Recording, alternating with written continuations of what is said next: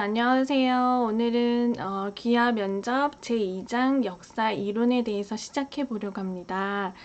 저희 책 31페이지를 참고하시면 도움이 되실 것 같고요. 그리고 제1장처럼 사진을 많이 첨부했으니까 끝까지 시청하시면 도움이 많이 되실 거라고 생각합니다.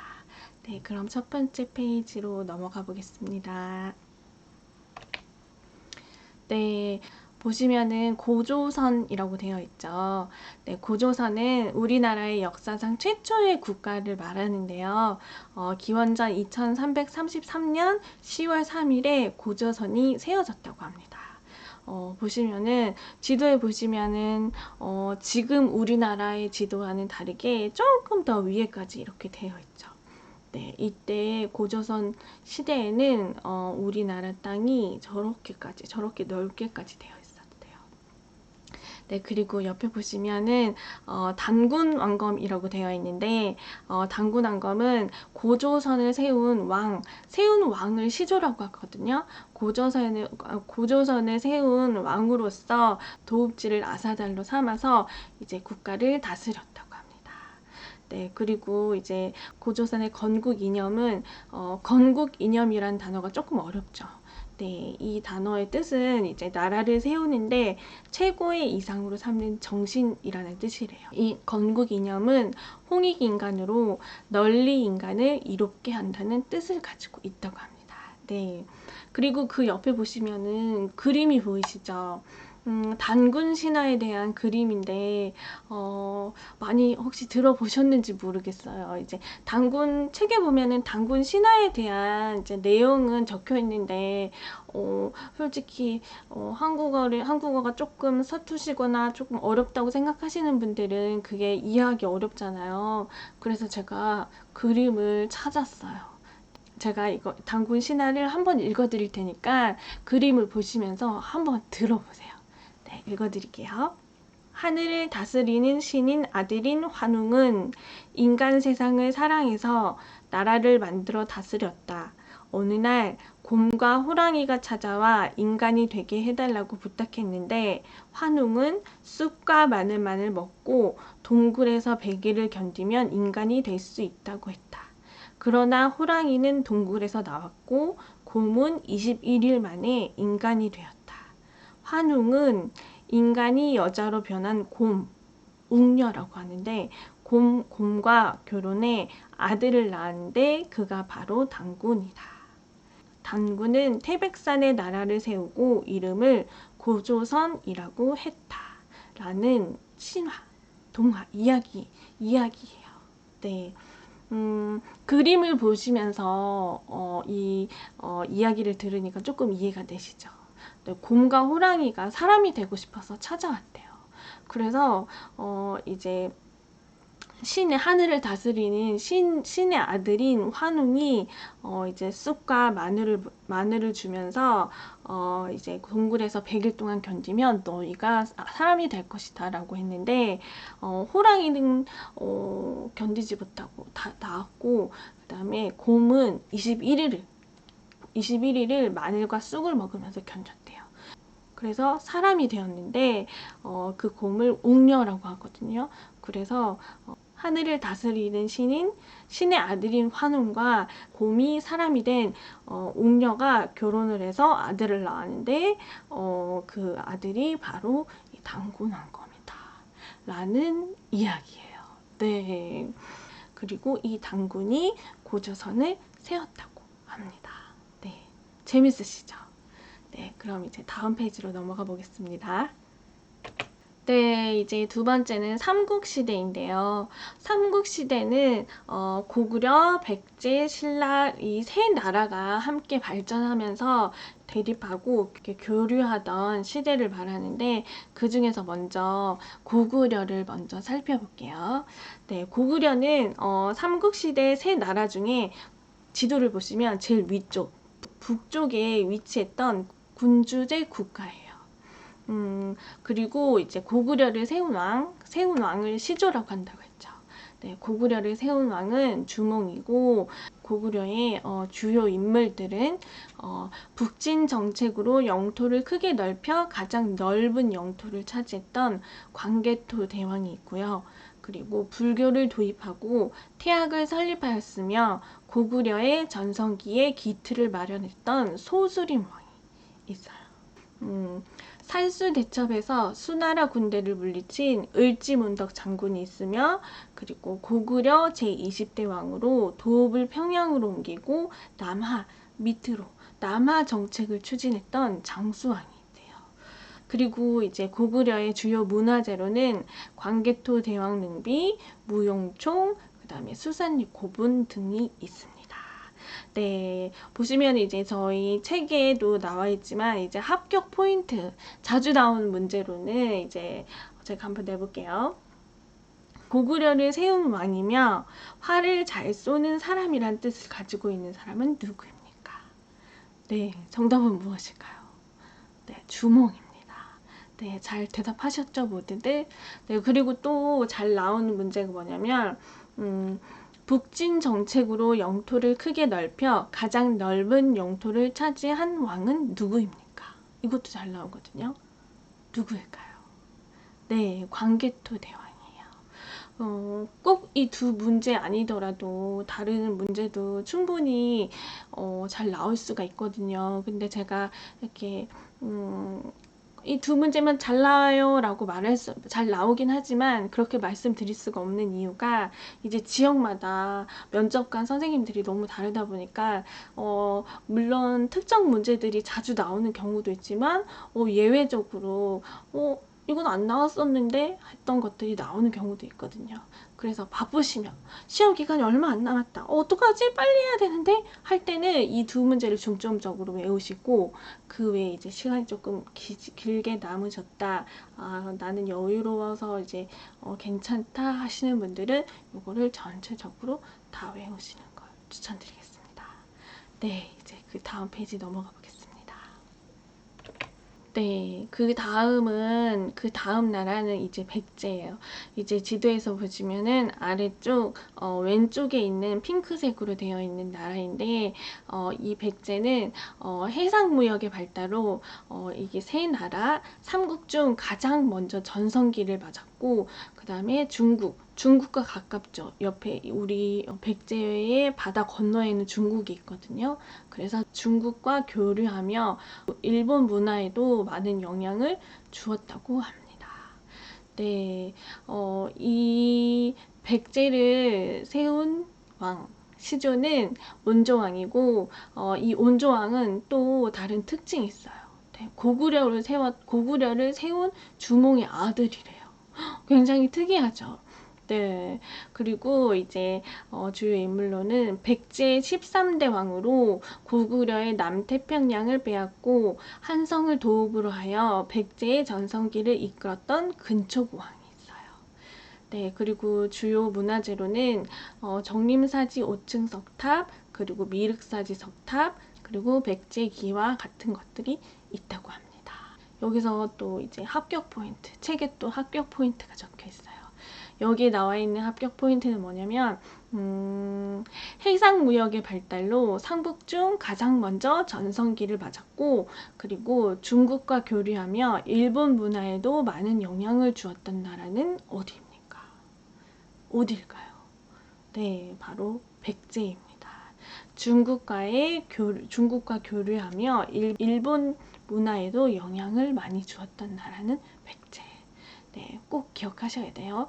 일본 문화에 영향을 많이 주었다고 해서 이제 일본과 가까운 신라라고 생각할 수 있는데 그게 아니에요. 이제 백제가 중국과 많은 교류를 하면서 이제 일본에도 많은 영향을 주었다.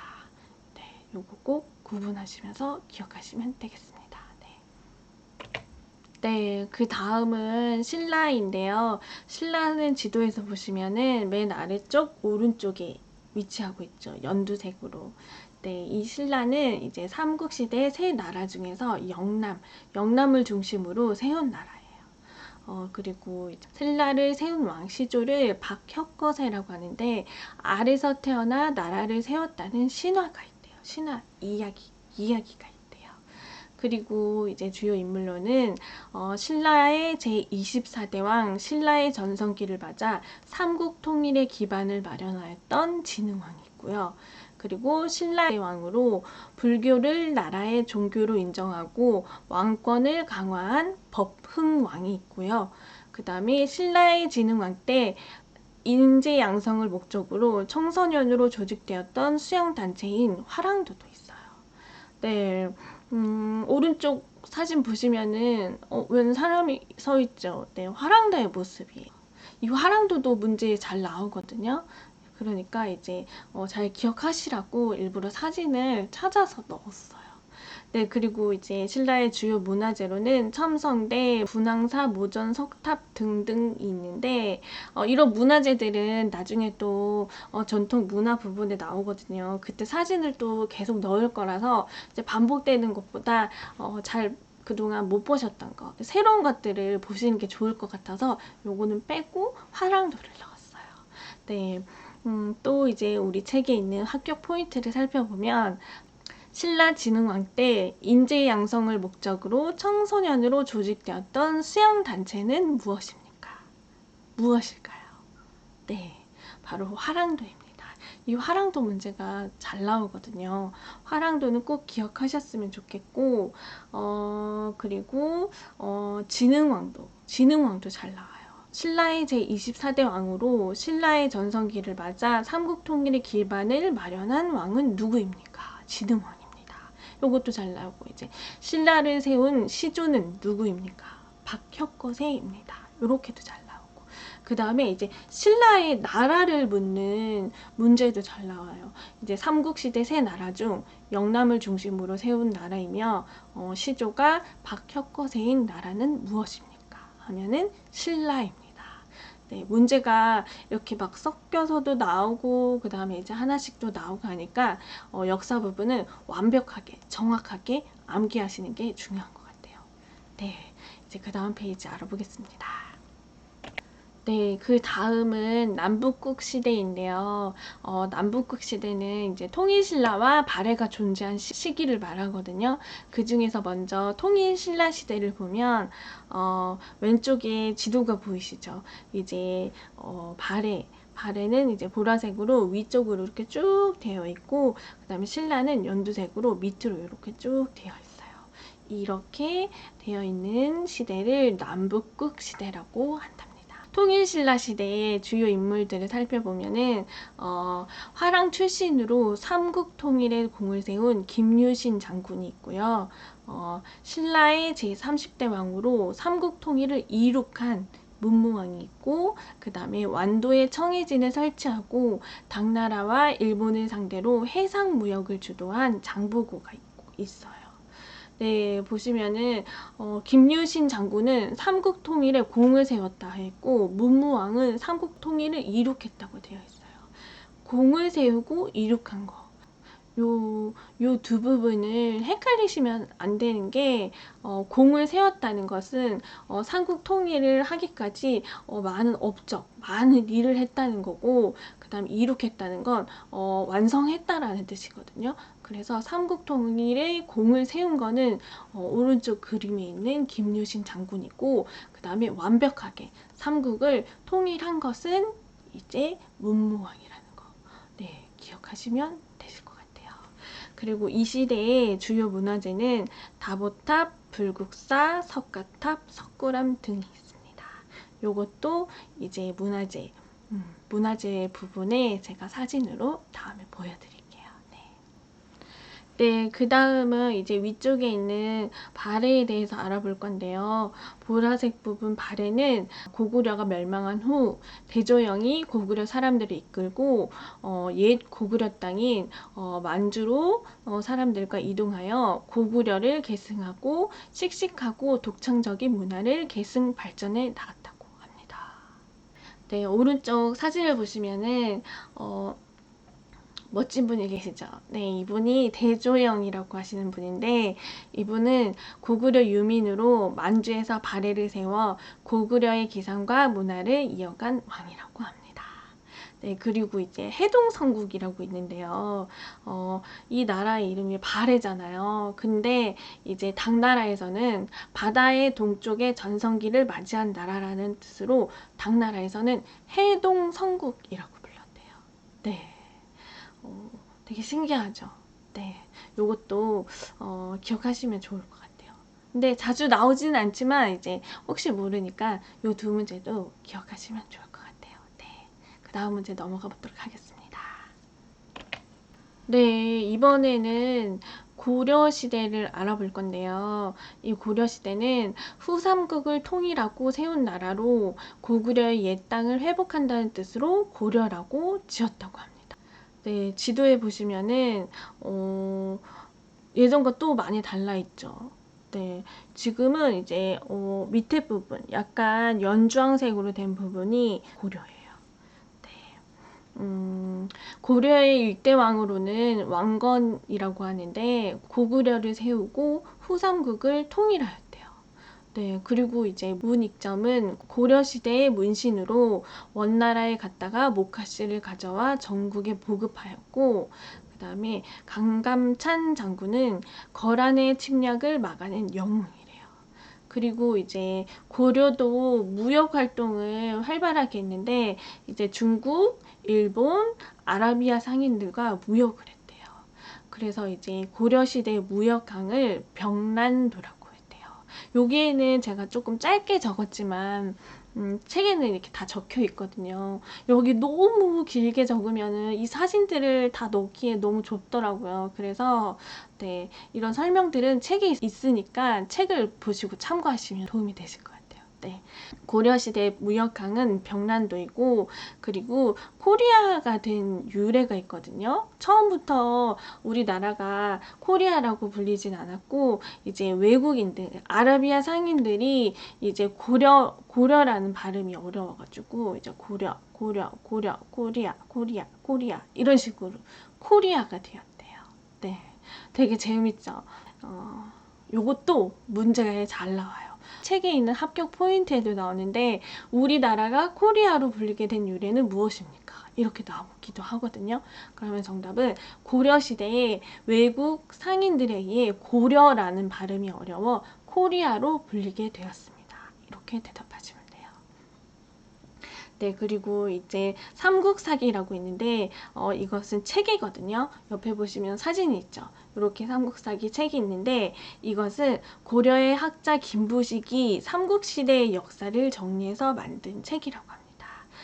네, 이 고려시대의 주요 문화재로는 팔만대장경 그리고 고려청자 등이 있습니다. 여기에서 이제 고려청자도 정말 많이 나오는데 이것도 다음 문화재 시간에 한 번 더 알려드릴게요. 네, 여기서 그리고 또 제가 문제를 잘 나오는 문제 하나 이제 한번 짚어보자면, 고려의 일대 왕으로 고려를 세우고 후삼국을 통일한 인물은 누구입니까? 라고도 나올 수 있어요. 누구일까요? 네, 바로 왕건입니다. 네, 이것도 기억해 주시면 좋고, 그리고 아까 말씀드렸던 코리아의 유래, 그것도 꼭 기억하셨으면 좋겠습니다. 네, 다음 페이지로 넘어가 볼게요. 이번에는 조선시대인데요. 조선시대는 불교를 배척하고 유교를 숭상하여 정치, 경제, 사회, 문화 분야에서 커다란 변화와 영향을 주었던 나라입니다. 조선시대의 일대 왕은 이성계이고요. 한양을 도읍으로 정하고 조선을 세운 왕입니다. 그리고 이제 조선시대의 통치 이념으로는 유교가 있고요. 그 다음에 조선시대의 도읍지, 지금으로 말하는 수도, 지금의 서울을 말하는 거죠. 네, 조선시대의 도읍지는 한양이고, 그 다음에 나라를 다스리는 기준이 된 조선시대의 최고 법전이 완성이 되었는데, 그것을 경국대전이라고 합니다. 그리고 오른쪽에 보이시면은 이제 근엄한 왕이 보이시죠? 우리 지폐에도 그려져 있는 왕, 네, 세종대왕이에요. 네, 세종대왕은 조선 4대 왕으로 훈민정음을 창제하였고 그 다음에 과학기술 및 문화 발전에 힘쓴 왕입니다.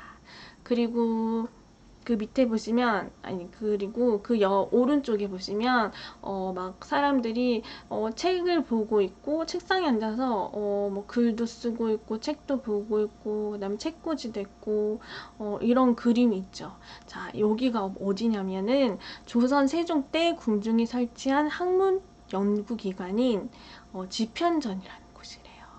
네. 그리고 훈민정음, 우리 앞에서도 했었죠. 훈민정음은 이제 세종대왕이 만들어 반포한 우리나라의 고유의 글자이며 백성을 가르치는 바른 소리라는 뜻을 가지고 있습니다. 네, 조선시대 조선시대 우리가 꼭 알아야 될 것들이 몇 개 있죠. 네, 세종대왕은 문제로도 많이 나오고, 그 다음에 집필 문제의 정답으로도 나오고, 그리고 훈민정음에 관한 문제도 자주 나오고, 그리고 역사에서는 그 시대의 왕 문제도 자주 나오고, 그 다음에 수도 문제도 나오고요. 그 다음에 송치 이념을 묻는 문제도 자주 나오거든요. 그리고 더 나아가 이제 조금 더 어렵게 나온다면 그 시대의 문화재를 이야기해 보세요. 이렇게도 나올 수도 있어요. 그래서 네, 잘 기억하시는 게 좋을 것 같아요. 네, 네, 그 다음 조선시대를 살펴보면요. 이제 과학기구들이 있죠. 자, 조선시대 추구기, 그 다음에 자격 등을, 자격루, 오타가 났네요. 네, 자격이 아니라 자격루 등을 별명품을 만든 과학자로 장영실이 있어요. 네, 장영실뿐만 아니라 이제 세종대왕이랑 이제 모든 그 과학학자들이 같이 만든 작품들이거든요. 그 작품들의 과학기구를 살펴보면은 제일 먼저 왼쪽에 있는 측우기라고 있어요. 이제 측우기가 뭐냐면 비가 내린 양을 재는 기구예요. 그 다음에 그 옆에 있는 그림을 보시면 혼천이라고 되어 있어요. 이게 뭐 어떤 물건인 것 같으세요? 네, 혼천이는 천체의 운행과 위치를 측정하는 천문 관측기구. 천문, 이제 하늘에 있는 별이랑 달 이런 거 관찰하는 기구래요. 그리고 그 옆에 있는 자경루는 물시계라고도 하는데, 물의 흐름으로 자동으로 시간을 알려주는 물시계래요. 물의 흐름에 따라서 이제 시간을 알려주는 물시계래요. 너무 신기하죠?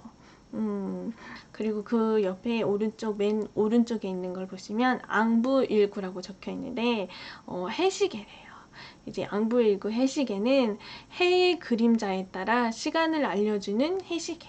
네, 해 그림자가 이렇게 움직이잖아요. 햇빛에 따라서. 그러면 그때에 따라서 이제 시간을 알게 되는 거래요. 네, 그리고 이제 17세기 중반부터 19세기 초반까지 나라를 다스리거나 사람들이 살아가는데 도움이 되는 실용적인 학문인 실학도 네, 조선시대에 있었다고 합니다.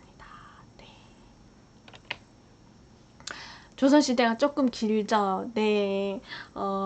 이제 조금 다른 내용으로 이제 오른쪽에 보시면 이순신 장군이라고 있죠. 혹시 이순신 장군이라고 들어보셨어요? 이것도 문제 자주 나오거든요. 옆에 거북선 있죠. 이것도 자주 나오니까 이 페이지도 집중해서 들으시는 게 좋으실 거예요.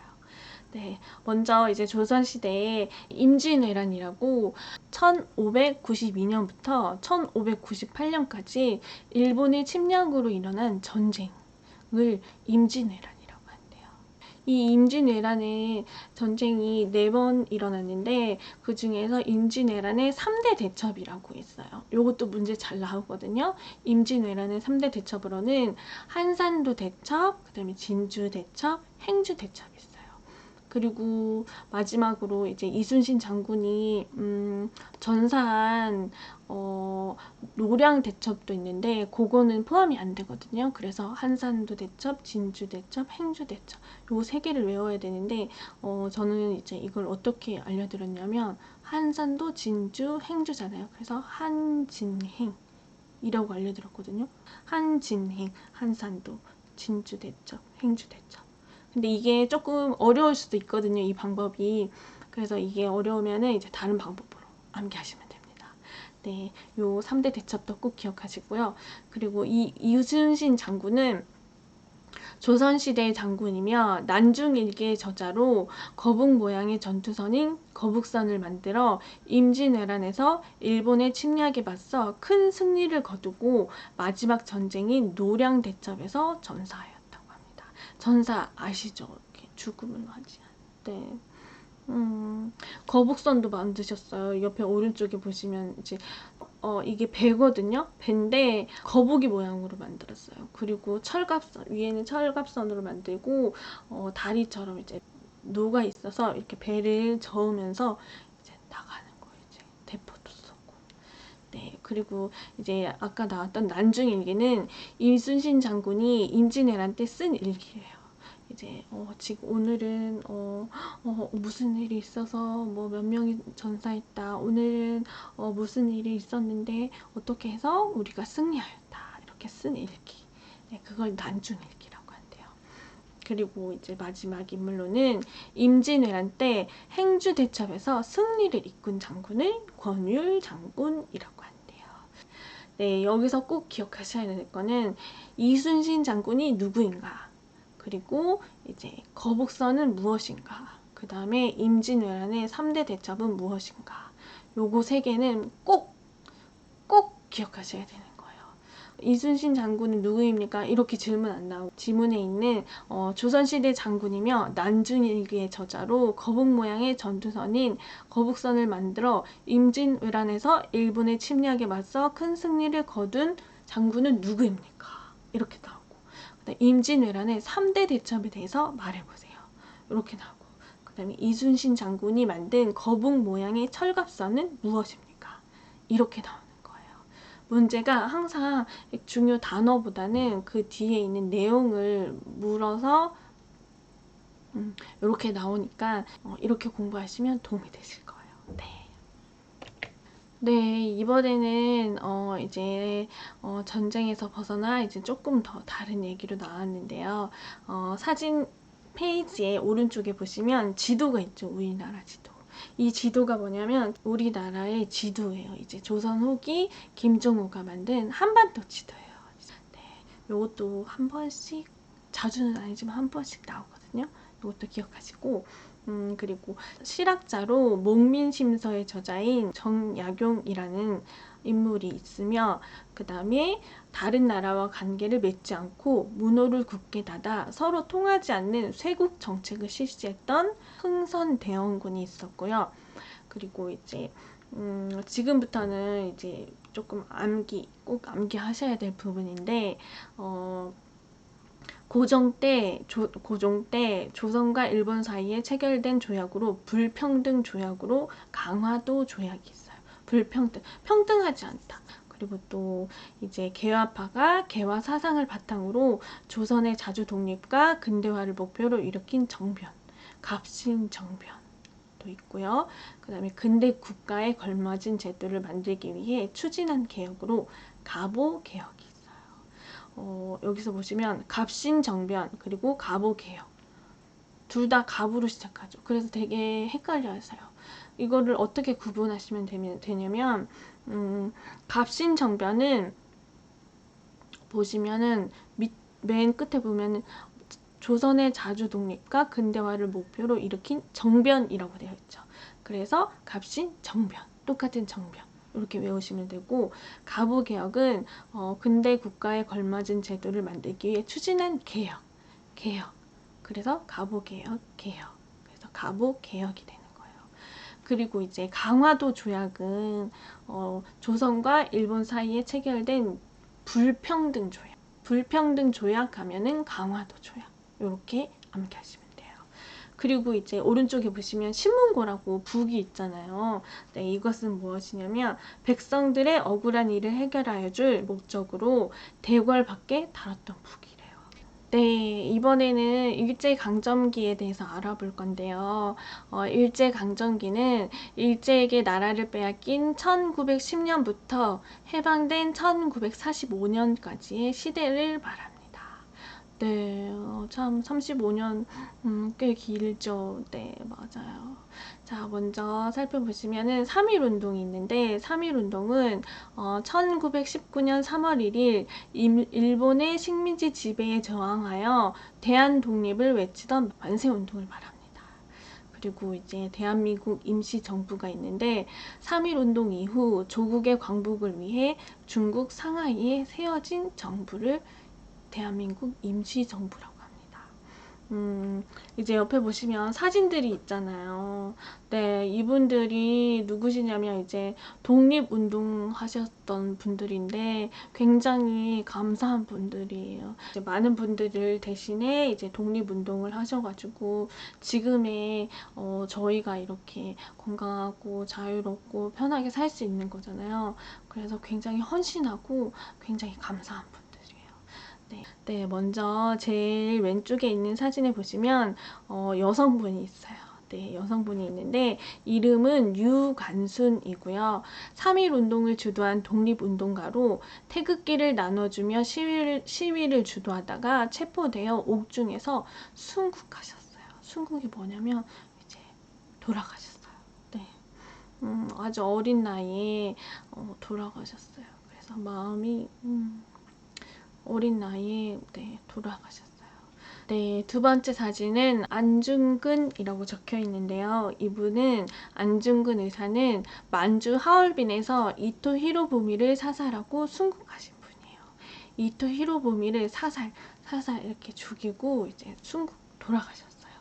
그리고 이제 그 옆에 보시면 김구라고 적혀 있는데 이제 이분은 대한민국 임시정부를 조직에 참여하고 주석에 선임되었으며 백범일지 저서를 남기신 분이에요.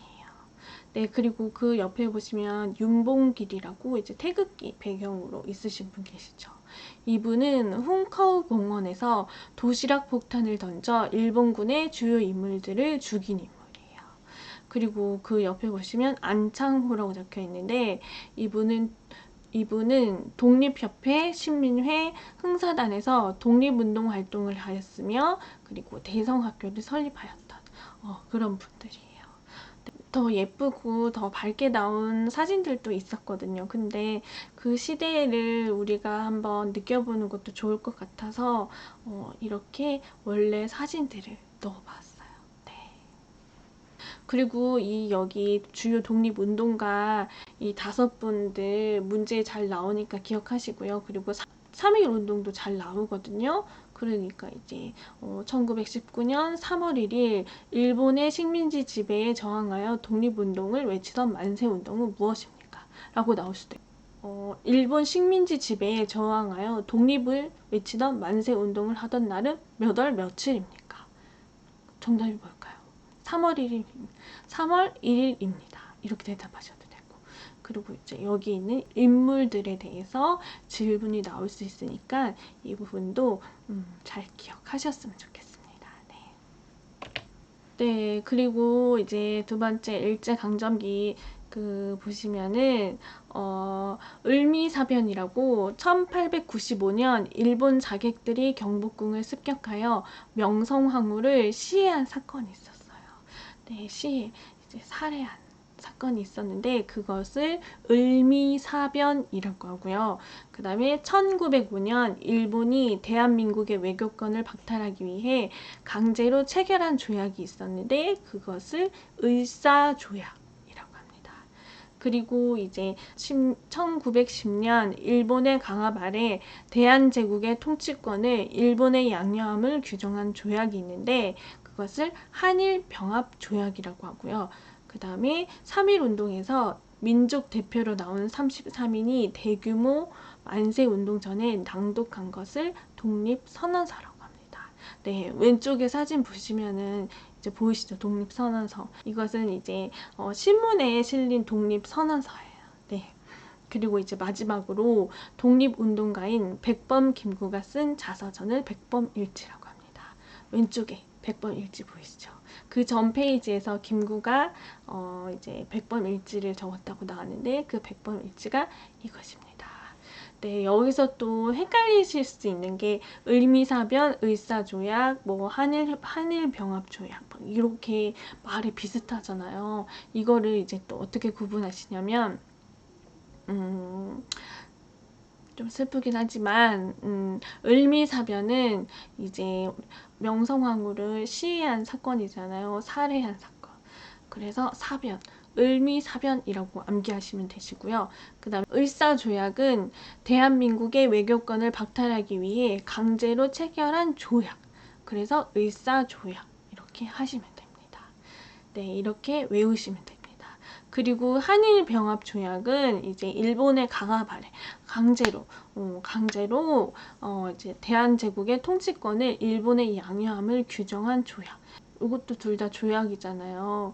근데 을사조약은 1905년에 이루어진 강제로 체결한 조약이고, 그 다음에 한일병합조약은 1910년 일본의 강압 아래 규정된 조약이라는 거. 이거 기억하시면 도움이 많이 되실 것 같습니다. 네, 이제 마지막 한국 전쟁과 남북 관계에 대한 내용인데요. 보시면은 이제 왼쪽 사진 보이시죠?